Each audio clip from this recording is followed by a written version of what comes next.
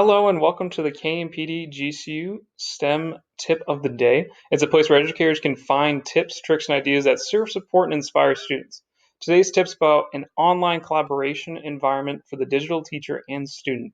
The goal of this video is to provide a way for students and teachers to communicate online, whether those students or teachers can use a smartphone or computer. For example, my race team actually uses an app called Slack for us to be able to communicate across the entire project, but as well as in distinct private groups. We're going to start this video off by just making a simple Slack. We're going to be on this website right here, slack.com, and head into Slack, launch it, and then create a new workspace. What you're going to do is provide an email. It could be your school email or whichever email you use primarily to communicate with students. And then once you put that in, confirm it, they'll send you a 6-digit code that you input, and then it will ask you to create a company name. It can be simple, GCU PD, simple for me. Then we're going to go into create that project tip of the day. This can be any project in your classrooms. You do not have to create a new Slack channel every time you create a new project. It then allows you to bring in your students' emails. Let's check out our Slack page.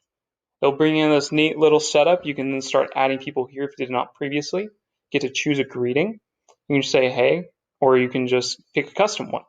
Then you can start using the actual Slack page that you just created. I'm not going to do that in this page. I'm going to hop to that actual chat.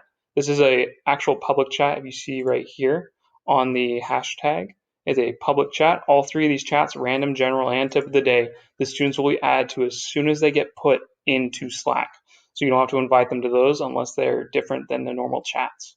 The next thing I kind of wanted to show off was the apps that can be actually added into Slack. It can be from a central point. You can go to Google Drive, you can go to Zoom, you can go to Google Calendar. Those are some simple ones your students likely use already as well as you. You don't change how you are managing your classroom just from starting a Slack. You can edit it however you would like just to keep continuing the same experiences for your students. Another tip I wanted to bring into is to use an app called Asana. It's a task management tool like Trello. This is easily integrated into Slack, actually. You can see right here, you can check Slack conversations as tasks, actually, but also you can assign stuff to your students. So if you have assignments that sometimes the students can lose track of, it's very easy to assign them in Slack, and it's very simple. But those are just some simple things you can add into Slack to make your own, and it's very easy to get going as previously seen in this video. I really encourage you to create a central location in Google Drive for all the teaching tools you do use for Slack, just to kind of keep organized. And just on an ending note, I would like to thank you for empowering the others to fulfill their purpose and cannot wait to bring more students to your classroom in the future.